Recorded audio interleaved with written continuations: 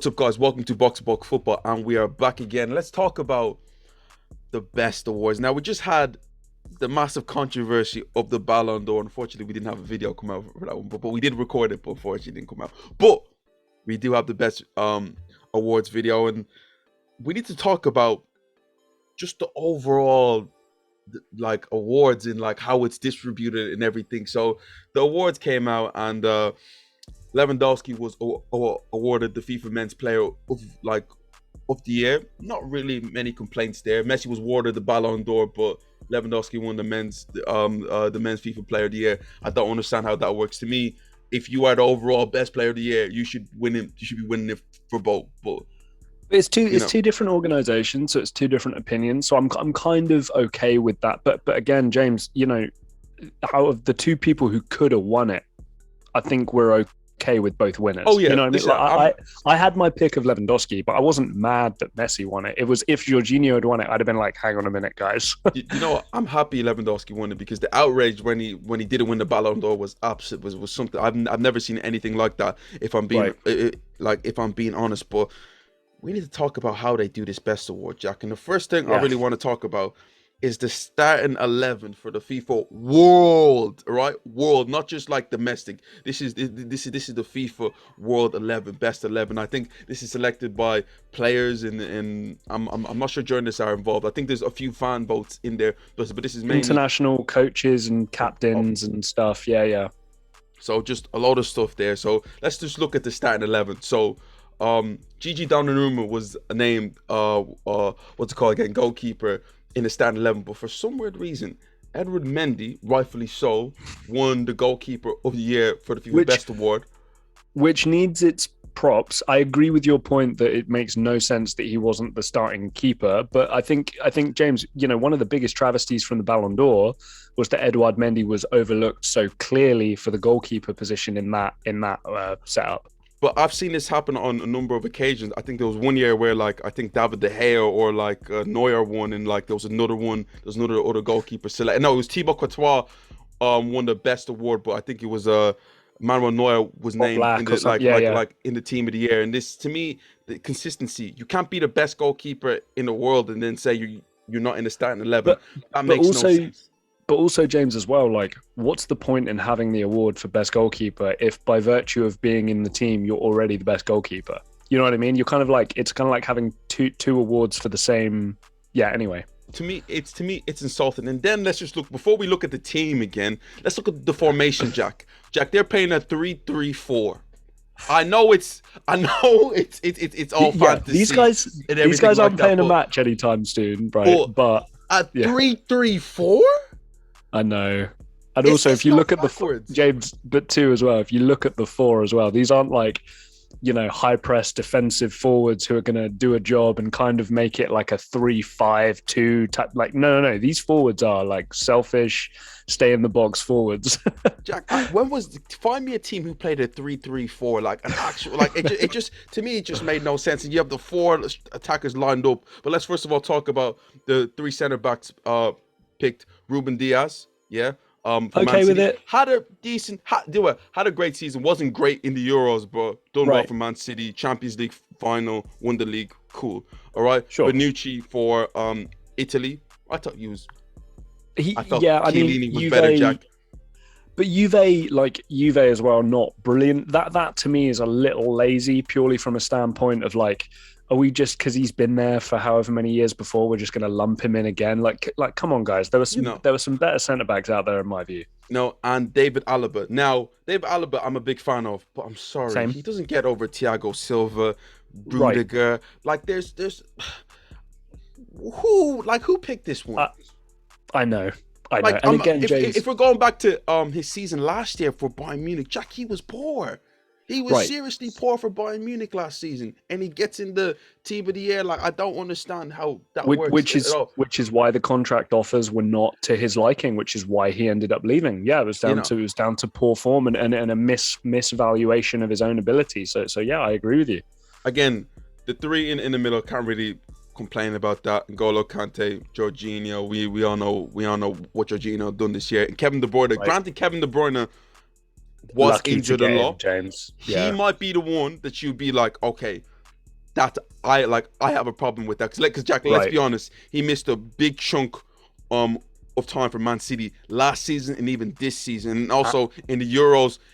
He was injured, but to be fair, he played in the game against Italy, but he wasn't like outstanding overall. I just think it's the fact that Man City were in a Champions League final and also won the Premier League. But it also comes into the fact of you look at the best awards in previous years where like you've seen players like Iniesta always getting in, not Dani Alves, Marcelo, Sergio Ramos, right. bad season or good season, they were getting in Again, regardless. name no. Well, James, I think that's one thing that needs to be talked about a little bit in this conversation. A lot of the times they want these big, notable players there in their suits with their girlfriends coming to the award to make it prestigious, to make it special. We see it a lot of the times with the Oscars, the Grammys, whatever.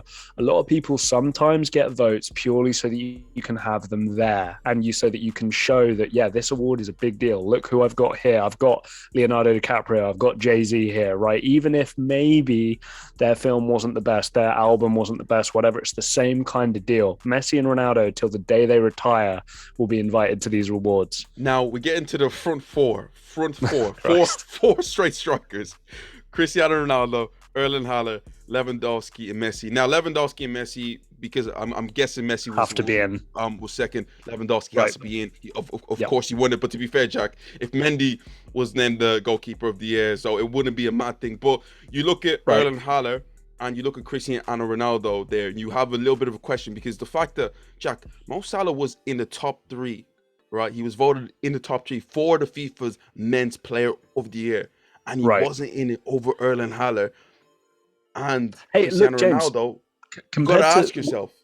with Haaland, I kind of think it's a good debate to have, right? I do think Haaland is worthy of being in there. Ronaldo, unfortunately, is the red herring. Ronaldo is the one that sticks out a little bit like a sore thumb, not because he's terrible or anything, but keeping that kind of company with the year he had. This was not Ronaldo of 4 or 5 years ago. This was another way above average season of top level play, especially for a player of his age.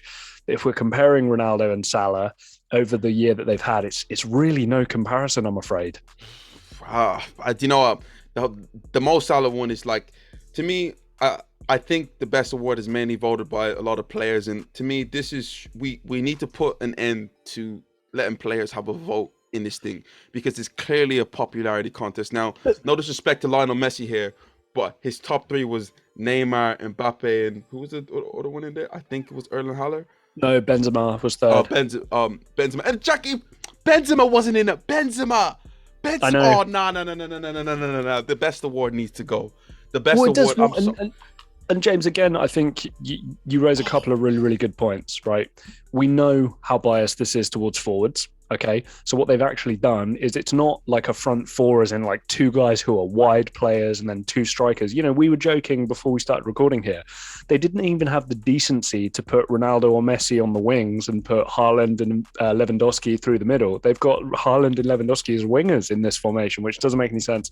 It's a disrespect to the left back position. It's a disrespect to the right back position. The goalkeeper thing with it not being the same person, that makes no sense too. James, I put this poll on Twitter recently. I don't know if you saw it. I was asking about whether it's the best or whether it's the Ballon d'Or, whether they don't just have per position group a best.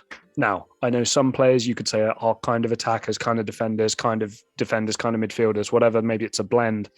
But I think there should be 4 awards for each of the phases of the pitch, and it just makes things a lot easier because what they try and do is they try and put way too much offensive talent into one team, and you and I both know it just doesn't make any sense. No, but Jack, this is generally the best award has had some bad years, but this is generally the worst year we've had. For Benzema and Salah not to be in the starting 11 and to do the starting 11 the way that they did, it to me makes absolutely no sense, and it kind of it makes a mockery of these awards because I was a fan. I was always been a fan of like, oh, a player should be awarded for his great season. When you have things like this go on, it's like, yo, people are not going to take it seriously. But James, it to me, what really hammers home is that people don't watch. People aren't watching anymore. We've talked about this a million times on this channel, and I hope the people watching agree with us and don't disagree with what I'm about to say here. Yeah, your phone buzzes, and you've seen that somebody scored a goal. They don't care whether it's a penalty. They don't care whether it's a team goal. They don't care whether it's a deflection. It's all stats at the moment. That is going to be a separate video, guys. We're going to be coming a video on numbers soon. But James, the point though, just to kind of conclude here very quickly, the point is these awards are done by players. You think, guys, that after these players are done with double sessions in the morning and they've done a bit of tactical review on the team they've got playing midweek or the team they've got playing on a Saturday, you think they're going home and they're watching Spezia versus Cagliari at 5:30 p.m. on BT Sport? No, they're not. They're not seeing which midfielders had a nice little year for some team that they've never heard of play. They're going to call their mates. They're going to do this. They're going to do that. That's why a lot of the time the votes for these awards don't really mean anything, sadly. This to me the FIFA Best Award is it's lost everything. But guys, tell me what you think. Tell me what you think about this starting 11. Tell me what you think about the awards. Why Mo Salah wasn't in? Benzema, where would they finish in the Premier League? Everything, guys. Let us know, guys. Comments down below. This is Box to Box Football, and we will see you.